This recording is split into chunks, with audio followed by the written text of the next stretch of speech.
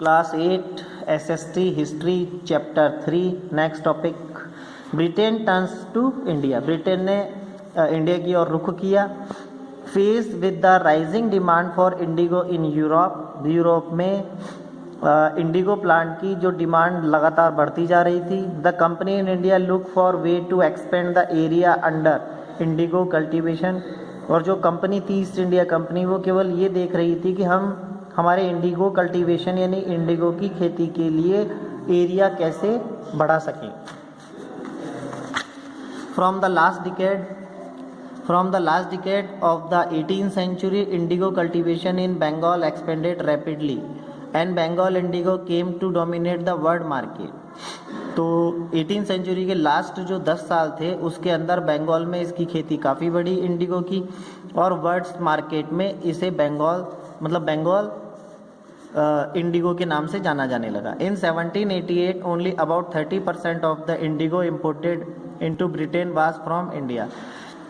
1788 तक only 30% indigo ही Britain import किया जाता था इंडिया से। By 1810 the proportion had gone up 95%, और 1810 तक तकरीबन 95% जो है वो इंपोर्ट किया जाने लगा। As the indigo trade grew, जैसे जैसे इंडिगो ट्रेड बढ़ा, इसका व्यापार बढ़ा, commercial agent and official of the company began investing in indigo production.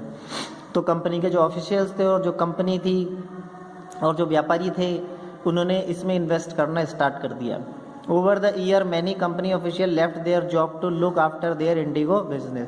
और कई कंपनी के जो कई ऑफिसर्स थे उन्होंने अपनी जॉब छोड़ दी और इंडिगो का बिजनेस करने लगे। Attracted by the prospect of high profits, क्योंकि इसमें काफ़ी ज़्यादा हाई प्रॉफिट था। Numerous Scotsman and Englishman came to India and become planters. तो ब्रिटेन से काफ़ी इंग्लिशमैन और स्कॉटलैंड से स्कॉटिशमैन आए और उन्होंने यहाँ पे प्लांटर का रूप ले लिया, मतलब प्लांट करने लगे। Those who had no money to produce indigo could get loan from the company. और जिनके पास पैसा नहीं होता था वो कंपनी से इंडिगो प्रोड्यूस करने के लिए पैसे ले सकते थे। एंड द बैंक या फिर बैंक से that were coming up at the time, जो उस समय ही आया था।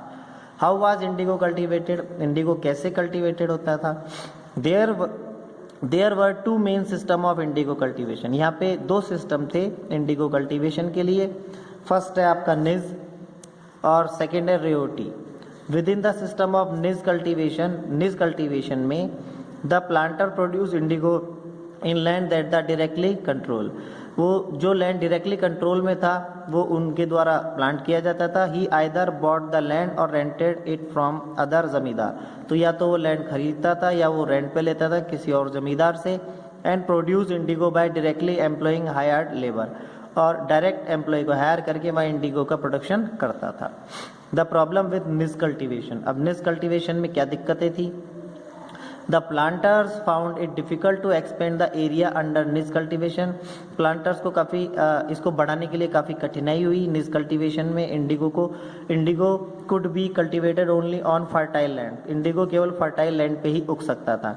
And these were all already densely populated, और वो ऑलरेडी काफ़ी ज़्यादा पॉपुलेटेड थे। Only small plots scattered over the landscape could be acquired, only छोटे छोटे प्लॉट से उनको मिल पाए थे। Planters needed large area in compact block to cultivate indigo in plantation. Indigo के प्लांटेशन के लिए प्लांटर्स को काफ़ी बड़ा एरिया चाहिए था। Which could they get such land from, तो ऐसा लैंड इनको कहाँ से मिलता। They attempt to lease in the land around the indigo factory, उन्होंने इंडिगो फैक्ट्री के आसपास का जो एरिया था उसे लीज पे ले लिया।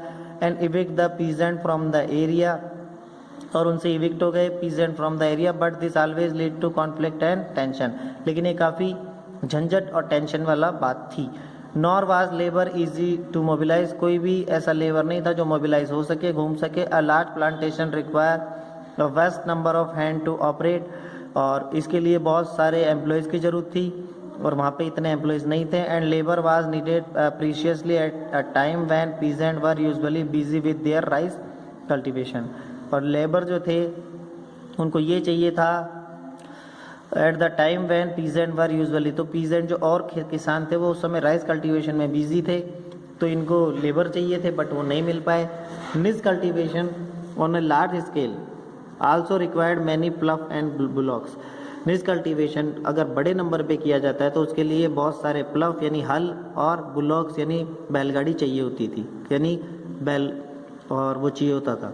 On bigha on indigo cultivation 1 bigha required 2 plough. 1 बीघा इंडिगो कल्टीवेशन के लिए 2 प्लफ की जरूरत होती थी। This mean that a planter with 1000 bighas would need 2000 plough. इसका मतलब ये हो गया किसी के पास अगर 1000 बीघा है तो उसको 2000 प्लफ की ज़रूरत होगी। Investing on purchase and maintenancing of plough was a big problem, और प्लफ के मेंटेनेंस और परचेज के लिए काफ़ी पैसा खर्च होता था, जो एक बड़ी प्रॉब्लम थी। Nor could supplies be easily got from the peasant since their plough and bullock were busy on their rice field. और अगर वो दूसरों से लेते तो वो भी नहीं मिल पाता, क्योंकि और जो एम्प्लॉयर और जो किसान थे वो अपने राइस कल्टीवेशन में बिजी थे। Again exactly at the time that the Indigo plant needed them. तो इस समय ये था कि इनको इंडिगो प्लांटर्स को इनकी बहुत ज़्यादा ज़रूरत थी। Till the late 19th century, 19th century के बिल्कुल एंड में plants were therefore reluctant to expand the area under nij cultivation.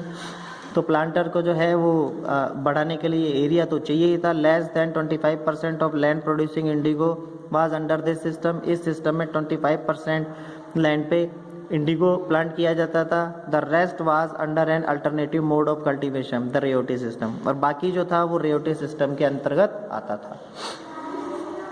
Indigo on the land of ryots. अब रेयोट्स के बारे में जान लेते हैं, जो सेकेंड सिस्टम था।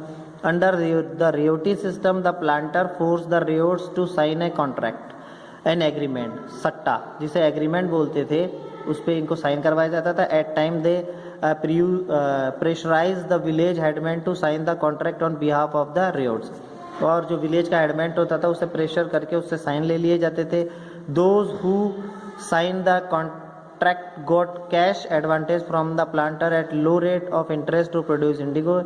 और इसका मेन उद्देश्य ये था कि जो प्लांटर्स थे उनको काफ़ी कम रेट दी जाए इंडिगो प्रोड्यूस करने की। But the loan committed the ryot to cultivating indigo on the lease 25% of the area under this his holding.